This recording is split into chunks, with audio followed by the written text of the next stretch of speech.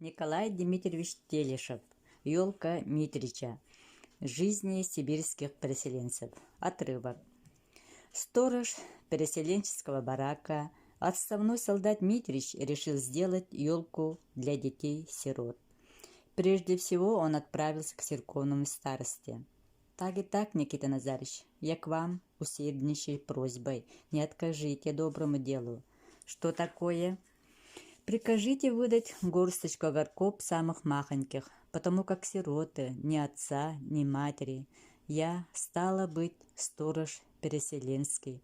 8 сироток осталось. Так вот, Никита Назарыч, одолжите горсточку. На что тебе огорки? Удовольствие хочется сделать. Елку зажечь, вроде как у путных людей. Староста поглядел на Митрича и с укором покачал головой. «Ты что, старик, из ума, что ли, выжил?» – проговорил он.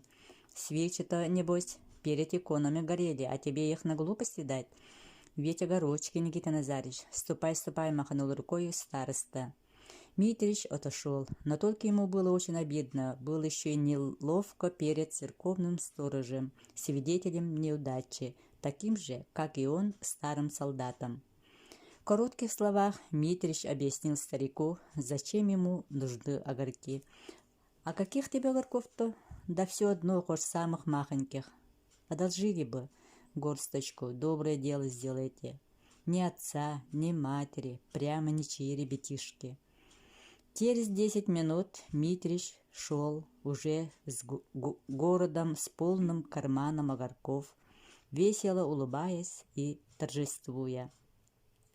Ему нужно было зайти еще к Павлу Сергеевичу, переселенческому чиновнику, поздравить с праздником.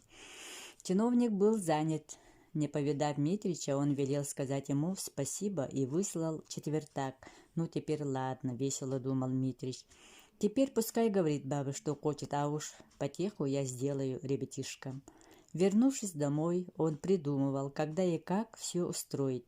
8 детей, рассуждал Митрич, загибая на руках корявые пальцы. Стало быть, 8 конфет. Вынув полученный четвертак, Митрич поглядел на него и что-то сообразил. «Ладно, баба», — подумал он вслух, — «ты у меня посмотришь». И, засмеявшись, пошел навестить детей. Войдя в барак, Митрич весело проговорил: «Ну, публика, здравствуй, с праздником!» В ответ раздались дружные детские голоса, и Митрич, сам не зная, чему радуясь, растрогался. «Ах вы, публика, публика!» — шептал он, утирая глаза и улыбаясь. «Ах вы, публика такая!» На душе у него было и грустно, и радостно, и дети глядели на него тоже не то с радостью, не то с грустью. Был ясный морозный полдень. С топором за поясом, в тулупе и шапке, надвинутой по самые брови, возвращался Митрич из леса, таща на плече елку. И елка, и рукавицы, и валенки были запушены снегом, и борода Митрича заиндевела, и усы замерзли, но сам он шел ровным солдатским шагом, махая по-солдатски свободной рукой. Ему было весело, хотя он и устал. Утром он ходил в город, чтобы купить для детей конфет, а для себя колбасы, до которой был страстный охотник, но покупал ее редко и ел только по праздникам. Митрич принес елку прямо в сарай и топором заострил конец. Потом приладил ее, чтобы стояла, и когда все было готово, потащил ее к детям. «Ну, публика, теперь смирно», — говорил он, устанавливая елку. «Вот, маленько оттает, тогда помогайте».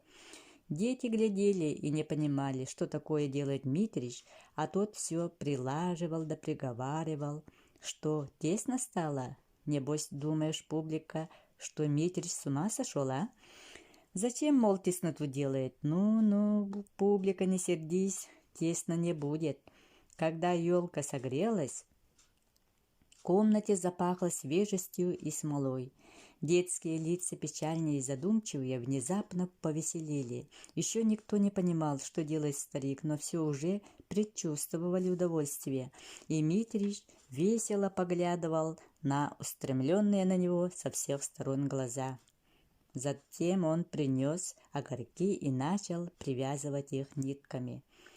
«Ну-ка ты, кавалер», — обратился он к мальчику, стоя на табуретке, — «давай-ка сюда свечку. Вот так. Ты мне подавай, а я буду привязывать. И я», — послышались голоса.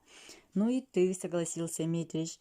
«Один держи свечку, другой нитки, третий давай одно, четвертый другое. А ты, Марфуша, гляди на нас, и вы все глядите.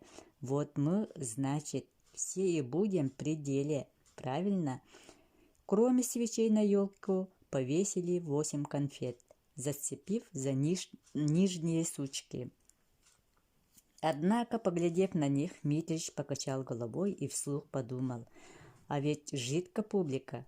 Он молча постоял перед елкой, вздохнул и опять сказал: «Жидко, братцы». Но как не увлекался Митрич своей затеей, однако повесить на елку, кроме 8 конфет, он ничего не мог. Рассуждал он, бродя по двору. Что бы это придумать?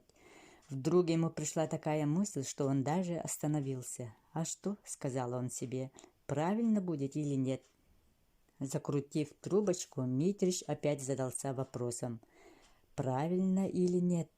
Выходило как будто правильно, и, недолго думая, Митрич решился. Хотя он очень любил колбасу и дорожил всяким кусочком, но желание угостить на славу переселило и все его соображение. «Ладно, отрежу всякому по кружку и повешу на ниточке, и хлебца по ломтику отрежу, и тоже на елку. Сироткам будет лакомство. Ай да Митрич!» Весело воскликнул старик, хлопнув себя обеими руками по бедрам. «Ай да затейник!» Как только стемнело, елку зажгли. Запахло топленым воском, смолою и зеленью. Всегда угрюмые и задумчивые, дети радостно закричали, глядя на огоньки. Глаза их оживились, лички зарумянились, и когда Митрич велели им плясать вокруг елки, они, схватившись за руки, заскакали, зашумели. Смех, крики и говор оживили первый раз эту мрачную комнату, где из года в год слышались только жалобы да слезы. Даже Аграфена в удивлении всплескивала руками, а Митрич, ликуя от всего сердца, прихлопывал в ладоши да покрикивал: «Правильно, публика!» Затем он взял гармонику и, наигрывая на все лады, подпевал: «Живы были мужики, росли грибы-рыжики. Хорошо, хорошо, хорошо-ста хорошо». «Ну, теперь закусим», — сказал Митрич, кладя гармонику. Публика смирно, любуясь елкой, он улыбался и, подперев руками бока, глядел то на кусочки хлеба, висевшие на нитках, то на детей, то на кружки колбасы и, наконец, скомандовал: «Публика, подходи в очередь». Снимая с елки по куску хлеба и колбасы, Митрич отделил всех детей. «Каков баба я-то?» — спрашивал он, указывая на детей. «Погляди, ведь жуют сиротки-то, жуют, погляди, баба, радуйся». Затем опять взял гармонику и, позабыв свою старость, вместе с детьми пустился плясать, наигрывая и подпевая: «Хорошо, хорошо, хорошо-ста хорошо». Дети прыгали, весело визжали и кружились, и Митрич не отставал от них. Душа его преполнилась такой радостью, что он не помнил, бывали еще когда-нибудь в его жизни этакий праздник. «Публика!» — воскликнул он наконец, — «свечи догорают, берите сами себе по конфетке, да и спать пора». Дети радостно закричали и бросились к елке, а Митрич, умилившись чуть не до слез, шепнул Аграфене: «Хорошо, баба, прямо можно сказать, правильно?» Это был единственный светлый праздник жизни переселенческих ничьих детей. Елку Митрича никто из них не забудет.